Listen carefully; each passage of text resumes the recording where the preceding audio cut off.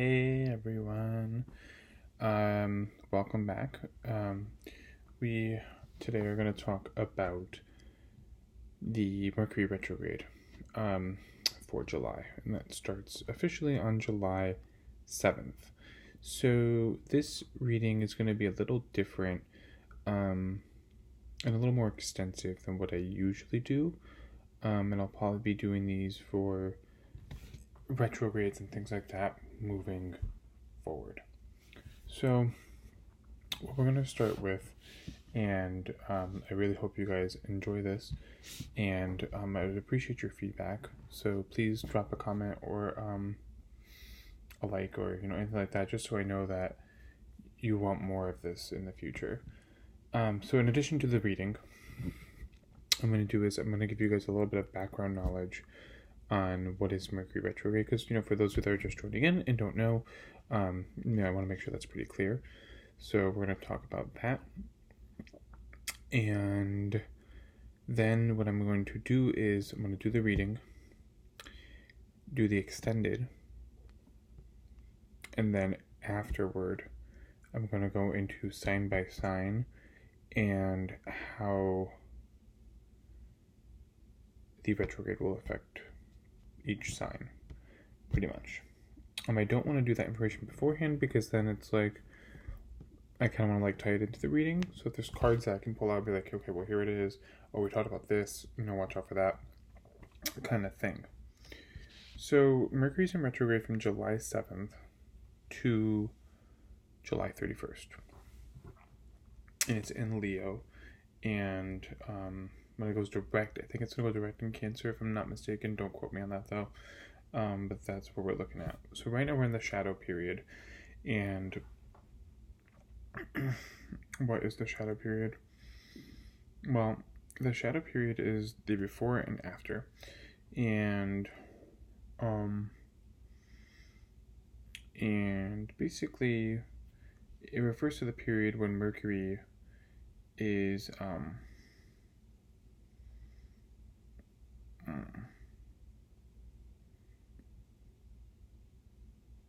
like getting ready to go retrograde or after retrograde. Sorry, this is what I'm talking about already. The miscommunication is like bonkers, because I don't know what I'm saying. I'm trying to consult my notes on my handy dandy iPad here.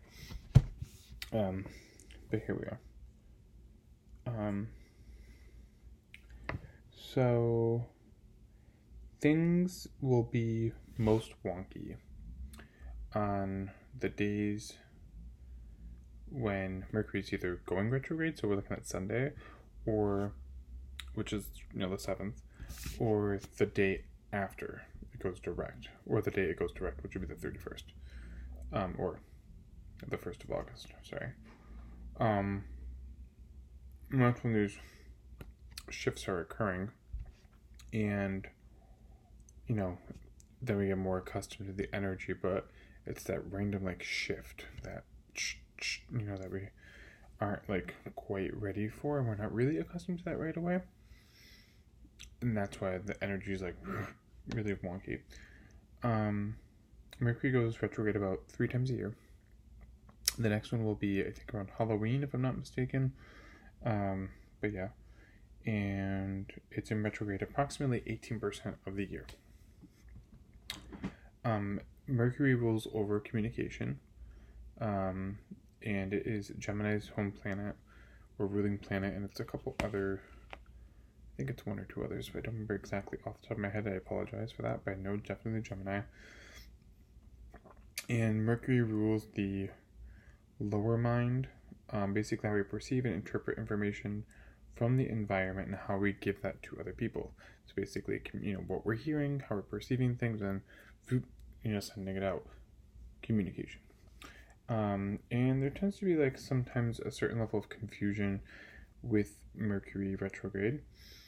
And it has rulership over things like speaking, negotiating, buying, selling, listening, contracts, documents, travel, mail, shipping, etc. So anything along those lines. That's why it's usually a good recommendation to not start anything new. Finish up old projects instead, or continue working on projects you're already working on. Don't don't sign anything. And if you do, and if you like have to, I cannot stress this enough. Have people read the contract, read every single word. I don't care if it's a 50-page contract and the print is like micro print. You read every single word because you need to know what you're getting. Have a lawyer present if you're signing a contract. That's my recommendation with that. If you need to,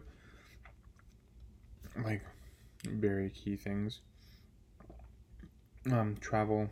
Like I said, usually recommend not to travel either. And because decision making can be challenged during the retrograde as well. So if there's like important decisions you have to make, new business, it's best, or you're trying to launch a new business, it's best to hold off on all of that for the 3 weeks that it's in retrograde. I even say if you really pick up at the energy during the retrograde in the pre-shadow, then definitely just wait till the post-shadow is over as well.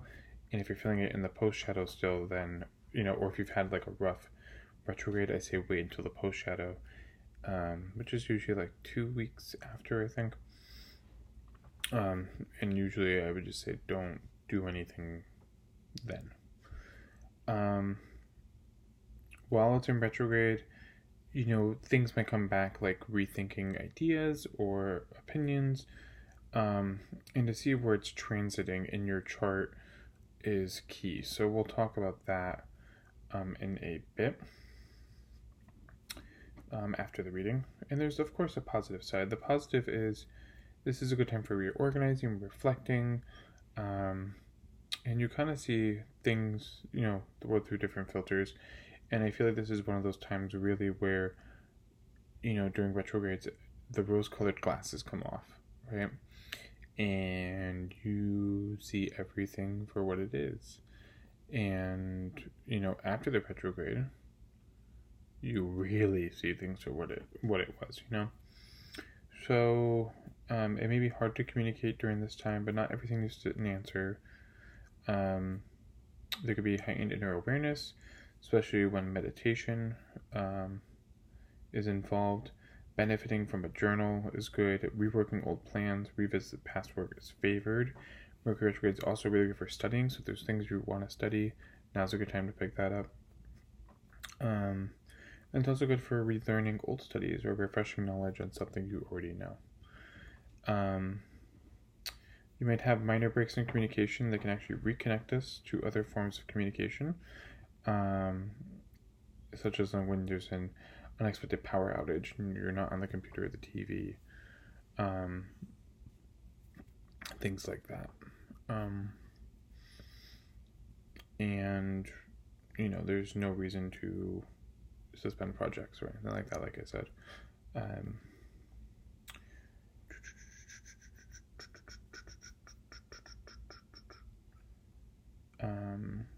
This is a really good time to do some out-of-the-box thinking, and the more of that you can do, the better. But you don't want to act on any ideas, really, until Mercury goes direct. And not everyone will feel this as heavy as some people. For example, if you have had in your chart Mercury was retrograde when you were born, you won't feel the effects as much as other people will. And they're generally more acute, hence sense of humor is quirky, and about 18% of people have Mercury retrograde in their chart.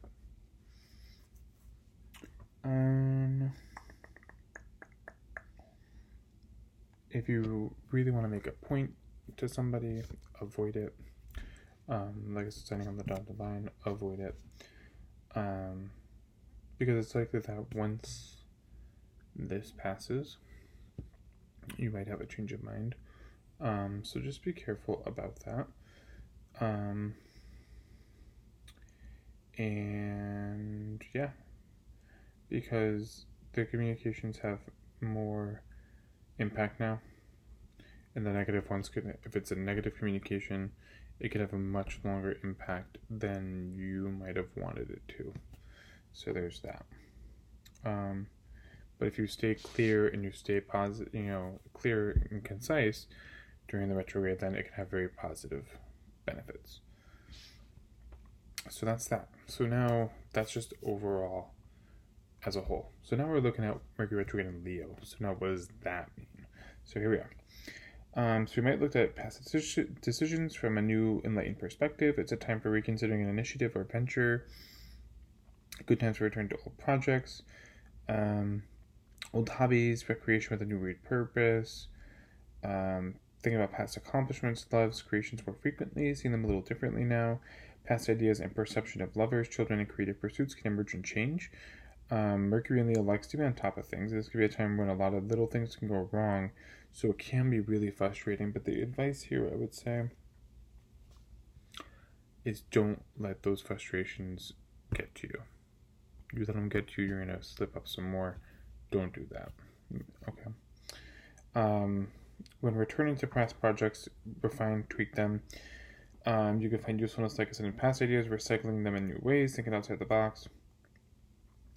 We might consider renewing past ventures when we may have had false starts, but this should be done in a new way to make things work around this time.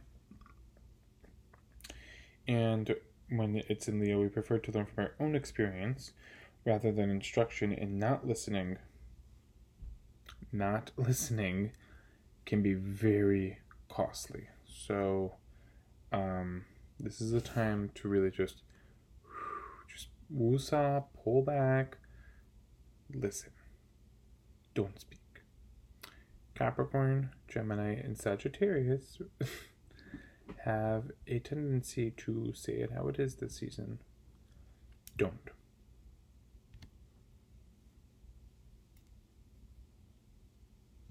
Just keep quiet.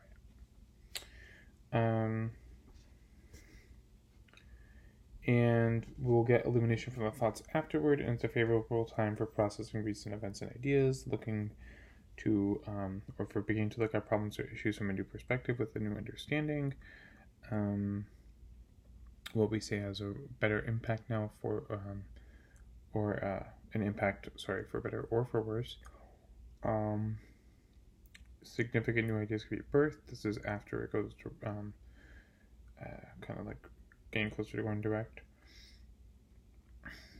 And yeah. So Virgo's the other sign that's ruled by Mercury. There we go. I have my notes somewhere. So we'll talk about that. We'll talk a little bit about Gemini and Virgo, and then just like a little brief bit, and then we'll go into we'll start with Aries at the beginning of the astrology chain and work our way through, and then we'll do that after the reading. So, that being said, oh wow, here we are. The retrograde is it's no joke.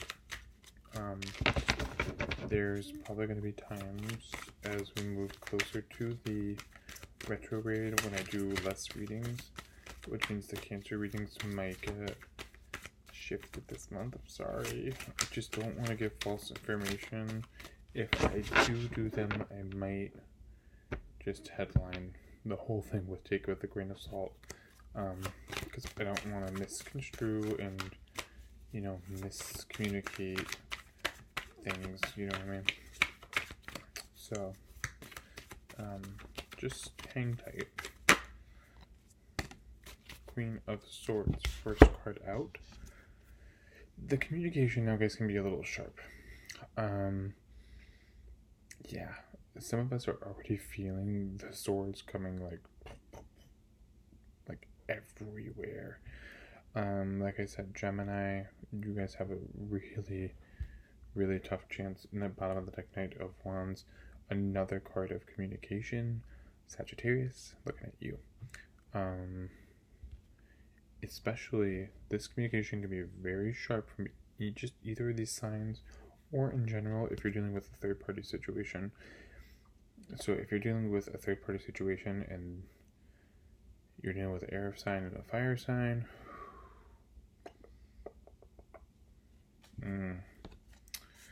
bless your little souls, because it's not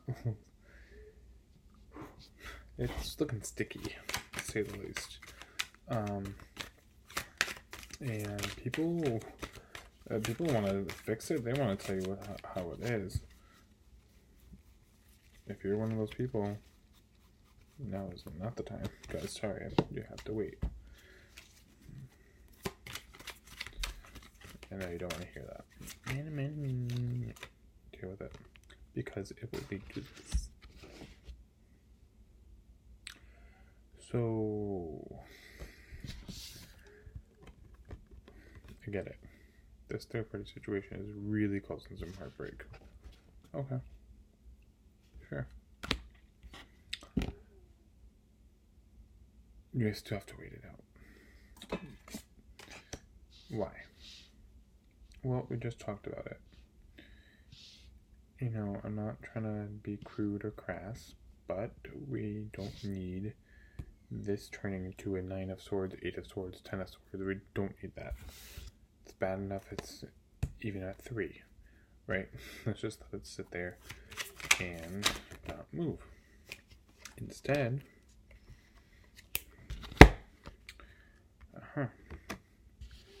let's self-reflect about and take notes from Cancer and reflect on these emotions and see what we can do. Queen of Wands, also, if there's projects that you want to work on, now is the time. If you, so, you know, take the Three of Swords energy, excuse me, and move it into projects and self-reflection instead. If you're dealing with an Aries, Chiron goes retrograde in Aries. We'll be doing a video on that, but they're really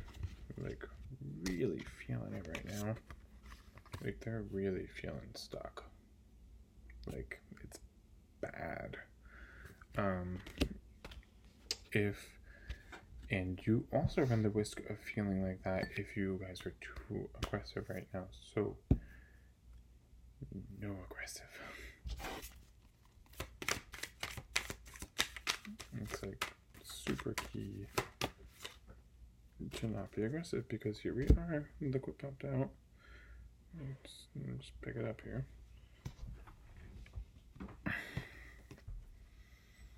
8 of Swords. So if you're feeling stuck right now and anxious,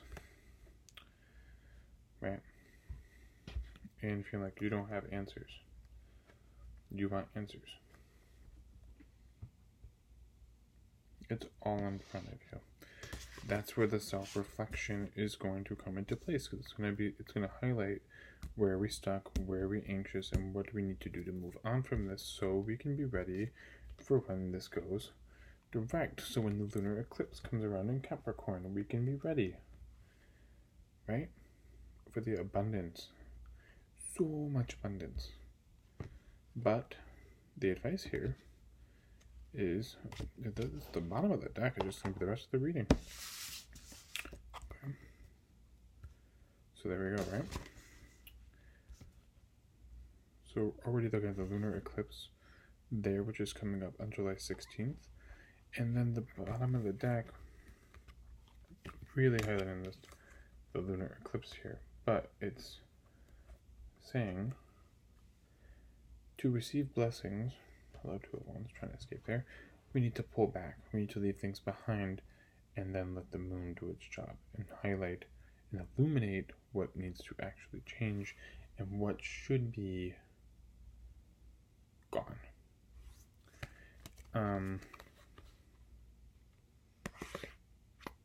You know, I'm just like, do I want to pull it? I don't know. I'm going to pull it. So, trusting intuition to get out of this situation, right? At the end of Cancer season, as we move into Leo.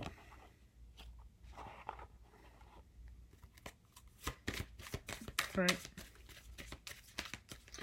This is basically the whole reading right here. I know it came out super quick, but that's basically it. You just need to watch what you say, and if you don't, the risk of getting hurt this season, ooh, it's I know cards popped out. It was a whole stack. I don't have time for that. It's riveting. The emotions run high. Like I said, the end of Cancer season, we're leaving things behind, right? We're leaving these emotions behind to be able to move forward, right?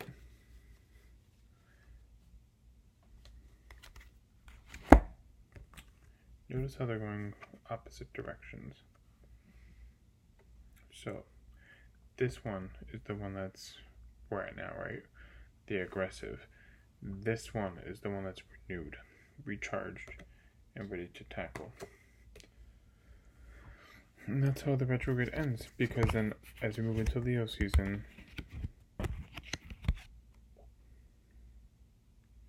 all the lying that's been going on, yeah, that lunar eclipse, the karma is coming, the confusion is ending.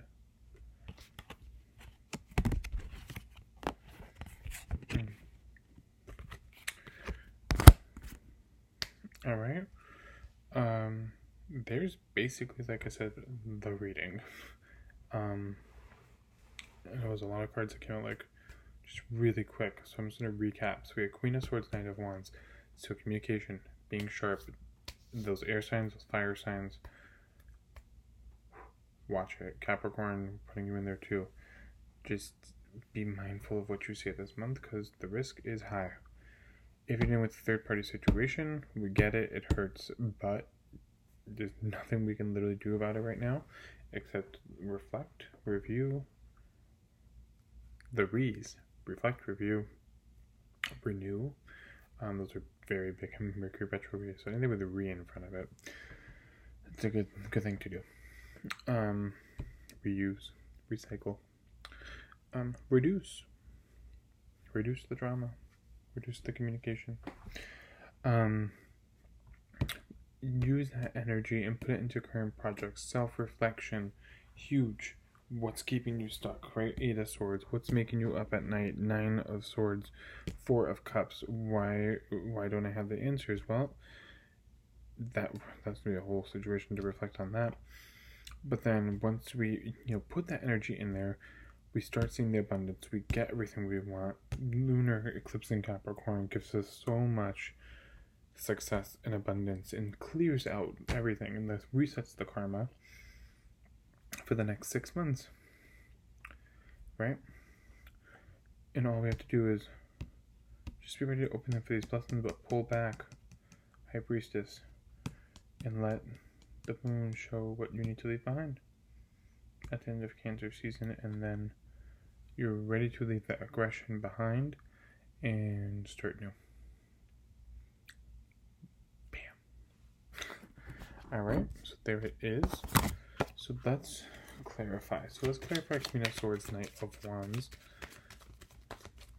So like I said, if you're dealing with a Gemini or any of these air signs, they're all like, we are fed up. These fire signs are fed up. Like, they're over it. They're like, where's my abundance? I've been waiting for it. They're all feeling, they're really in their fields. They're feeling a certain type of way, and they are tired. They're tired of feeling, for lack of better terms, worthless. Taken advantage of. And they want to tell people exactly how it is, especially if you're, like I said, if you're in that third-party situation. Oh, you cannot wait to rip people to shreds.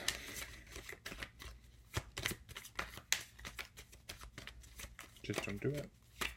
I'm telling you, because you're going to do it and you're going to regret it come that lunar eclipse. Just let the eclipse take care of its business. Don't be rash. Three of Cups, Three of Swords. I mean, it's pretty self-explanatory already as to what, what the hurt is, the pain is.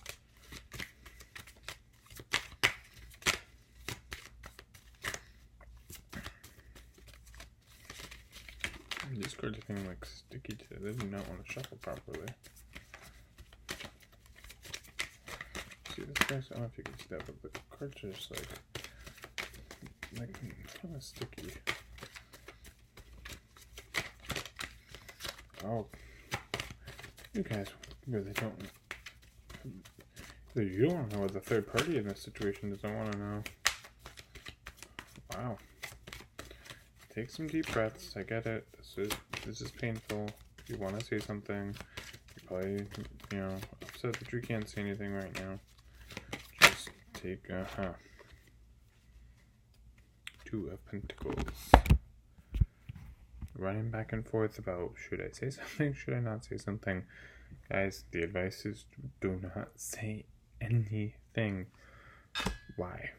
Okay, if you need clarification as to why, bottom of the deck, the World and the Chariot, because the blessings are waiting for you once Cancer season's over, and it's going to show you where you need to go. I know I sound like a broken record, and it's slightly aggressive, but it's true. Don't say anything.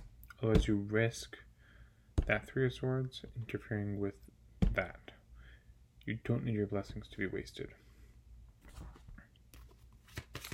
Queen of Wands and the Hermit. So instead, like I said, we're taking that energy, we're putting it into self-reflection, into current projects, things that are making us happy. Yeah, I get it. It's gonna hurt. But take those swords and put it into, like I said, things that are, get it out. But get it out in a creative way. Self-reflect about it. How can I go about this in the future?